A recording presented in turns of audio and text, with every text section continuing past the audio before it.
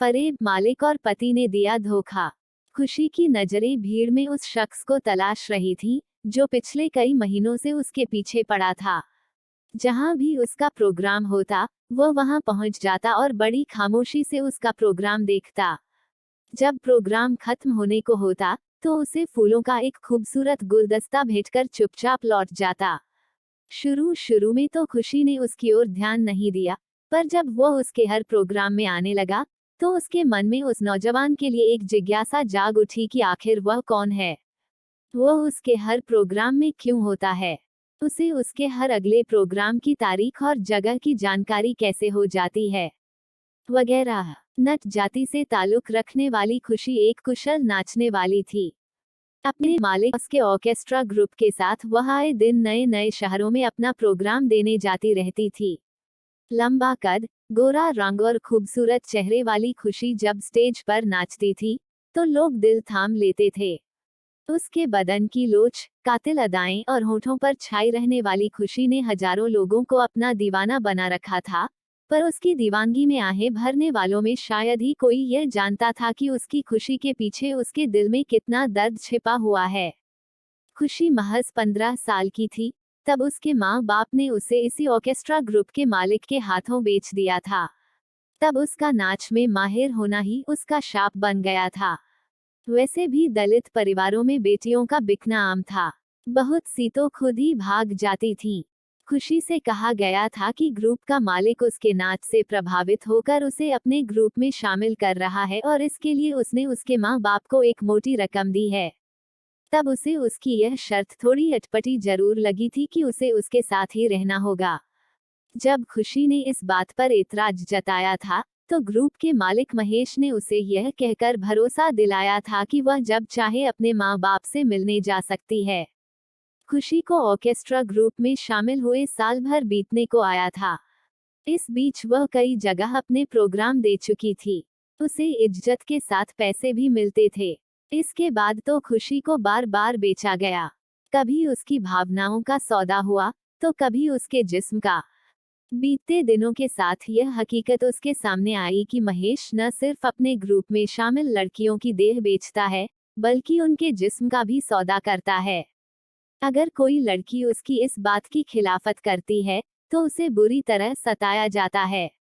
पर खुशी इसकी शिकायत किससे करती, वो भी उन हालात में जब उसके माँ बाप ने ही उसे इस जलालत भरी जिंदगी में धकेल दिया था। उसे कुछ दिनों में ग्राहकों से भी शिकायत नहीं रही। खुशी दलदल में फंसी एक बेबस और बेजान जिंदगी जी रही थी कि वह नौजवान उसकी जिंदगी में आया। उसने खुशी की जिंदगी में एक हलचल सी मचा दी थी। खुशी ने तय किया था कि वह उससे अकेले में मिलेगी। वह पूछेगी कि आखिर वह उसके पीछे क्यों पड़ा है। कल फिर खुशी का प्रोग्राम था। उसे इस बात का पक्का यकीन था कि वह नौजवान कल भी आएगा। देखा जाए तो खुशी अक्सर लोगों से मिलती रहती थी। इनमें अच्छे लोग भी होते थे और बुरे लोग भी। पर सच कहा जाए तो बुरे लोगों की तादाद ज्यादा होती थी। वे लोग उसके रंग रूप और जवानी के दीवाने होते थे। उनके लिए वह एक खूबसूरत जिस्म थी, जिसे वे भोगना चाहते थे।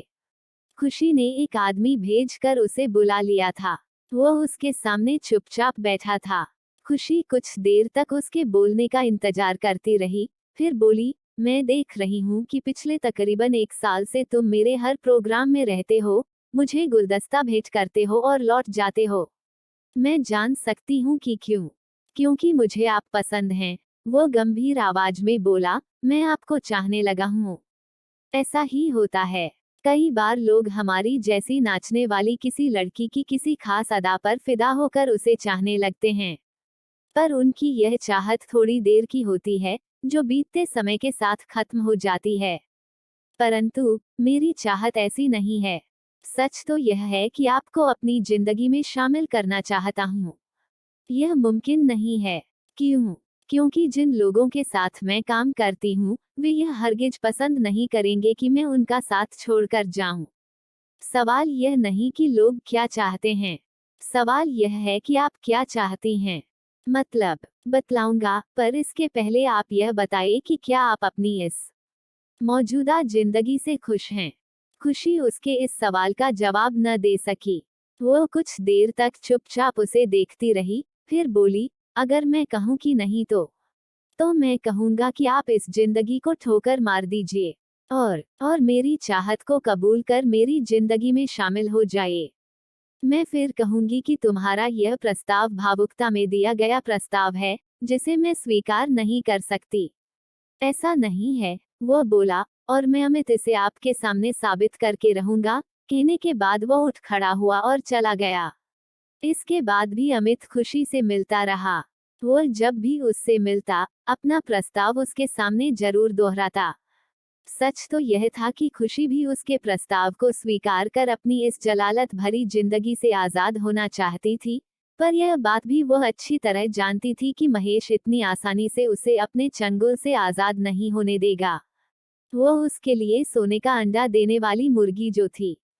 पर अमित की चाहत और लगाव देखकर खुशी ने फैसला कर लिया कि वह अमित का प्रस्ताव स्वीकार करेगी।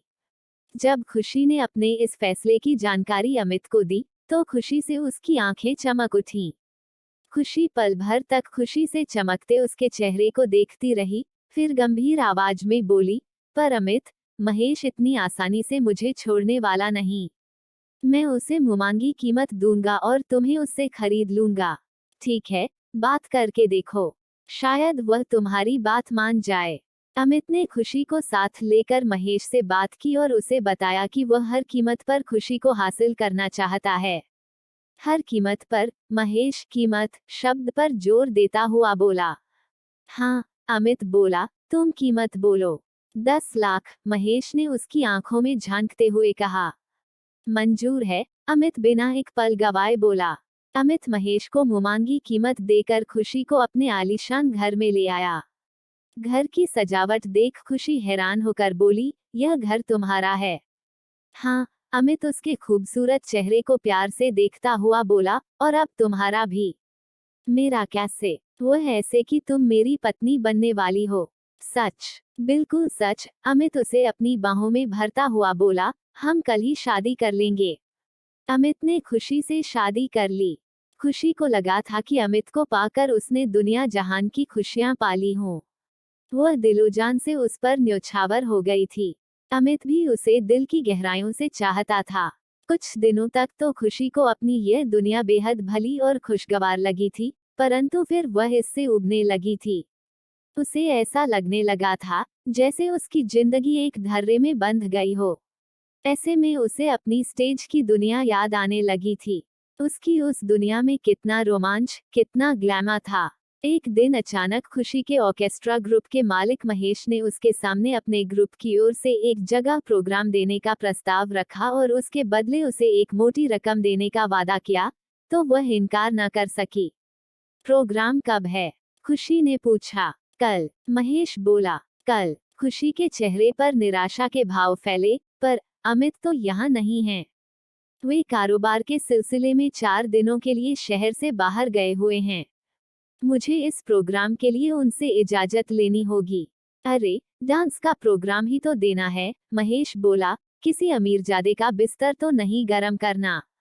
भला इसमें अमित को क्या इतराज हो सकता है? फिर भी, मान भी जाओ खुशी। ठीक है, खुशी ने हामी भर दी। खुशी ने डरे हुए मन से यह प्रोग्राम कर लिया। उसे उम्मीद थी कि वह अमित को इसके लिए मना लेगी, परंतु उसका ऐसा सोचना, उसकी कितनी बड़ी भूल थी। इसका एहसास उसे अमित के लौटने पर हुआ। यह मैं क्या सुन रहा हूँ? अमित खुशी को गुस्से से घूरता हुआ बोला। क्या, तुमने फिर से डांस का प्रोग्राम किया? आपको किसने बताया? मेरे एक दोस्त ने, जो तुम्हें अच्छी तरह से जानता है। खुशी को जिस बात का डर था, वही हुआ। इसमें खराबी क्या है? खुशी अमित का गुस्सा कम करने की कोशिश करते हुए बोली, आजकल तो अच्छे घरानों की लड़कियां भी ऐसे प्रोग्राम करती हैं। फिर महेश ने इसके लिए मुझे एक मोटी रकम भी दी है। मतलब, तुमने पैसों के लिए प्रोग्राम किया है? हाँ अमित, आखिर तुमने अपनी औकात दिखा ही दी और तुमने यह भी साबित कर दिया कि तुम निचली जाति से ताल्लुक रखती हो। अमित, अब तुम मेरी बेइज्जती कर रहे हो, खुशी तल्ख आवाज में बोली, मैं नहीं समझती कि मैंने यह प्रोग्राम देकर कोई गलती की है। सच तो यह है कि डांस मेरा जुनून है और इस जुनून से मैं अपने आप को ज्यादा दिनों तक दूर नहीं रख सकती। अमित पल भर तक उसे गुस्से में घूरता रहा, फिर पैर पटकता हुआ कमरे से बाहर चला गया। तीसरे दिन रात की तन्हाई में खुशी अमित की ओर करवट लेते हुए बोली, अमित, आखिर तुम मेरी इस छोटी सी गलती के लिए मुझसे कब तक नाराज रहोगे? तुम्हारे लिए यह छोटी सी गलती है, पर तुम्हारी यही छोटी सी गलती मेरी बदनामी का सबब बन गई है। लोग यह कहकर मेरा मजाक उड़ाते हैं कि देखो अमित की पत्नी स्टेज पर नाचती फिरती है। लोगों का क्या है, उनका तो काम ही कुछ न कुछ कहना है। अगर हम उनके कहे मुताबिक चलने लगे, तो हमारी जिंदगी मुश्किल हो जाएगी। इसका मतलब यह कि तुम दिल से चाहती हो कि तुम डांस प्रोग्राम करती रहो। हाँ, बशर्ते तुम इसकी इजाजत दो, खुशी बोली। अमित कुछ देर तक चुपचाप खुशी के खूबसूरत चेहरे और भरे भरे बदन को देखता रहा, फिर बोला, ठीक है, मैं तुम्हें इसकी इजाजत दूंगा, पर इसके लिए मेरे काम भी कर देना। कैसे काम? तुम कभी कभी मेरे कारोबार से संबंधित अमीर लोगों से मिल लेना। क्या कह रहे हो तुम? यह सुनकर खुशी हैरान रह गई। तुम मेरी पत्नी हो, तभी तो मैं तुमसे ऐसी बातें कह रहा हूँ। अमित अपनी आवाज में मिठास घोलता हुआ बोला, देखो खुशी, अगर तुम ऐसा करती हो, तो हमें उन लोगों से अपनी कंपनी के लिए बड़े ऑर्डर मिलेंगे, जिससे हमारा लाखों का मुनाफा होगा। एक पत्नी होने के नाते क्या तुम्हारा यह फर्ज नहीं कि तुम अपने पति का कारोबार बढ़ाने में उसकी मदद करो, और फिर तुम ऐसा पहली बार तो नहीं कर रही हो। तुम्हारी जाति में तो ऐसा होता ही रहता है। तुम ही तो कह रही थी कि कितनी ही लड़कियों को ऊंची जाति वाले उठा कर ले जाते थे और सुबह पटक जाते थे। अमित ने खुशी की दुखती नस पर हाथ रख दिया था और ऐसे में वह चाहकर भी इससे इनकार नहीं कर सकी। ठीक है, खुशी बुझे मन से बोली।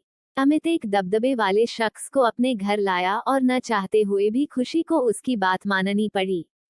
फिर तो यह सिलसिला चल पड़ा। अमित हर दिन किसी अमीर शख्स को अपने साथ लाता और खुशी को उसे खुश करना पड़ता। यह बात तो खुशी को बाद में मालूम हुई कि असल में अमित, जिन्हें अपने कारोबार से संबंधित लोग बतलाता था, वे उसके हुस्न और जवानी के खरीदार थे और अमित उनको अपनी पत्नी का खूबसूरत जिस्म सौंपने के लिए उनसे एक मोटी रकम वसूलता था। खुशी ने जिसे भी अपना समझा, उसी ने उसे बेचा। पहले उसके माँ बाप ने उसे बेचा और अब उसका पति उसे बेच रहा था। लेकिन दोनों अब पैसे में जो खेल रहे थे।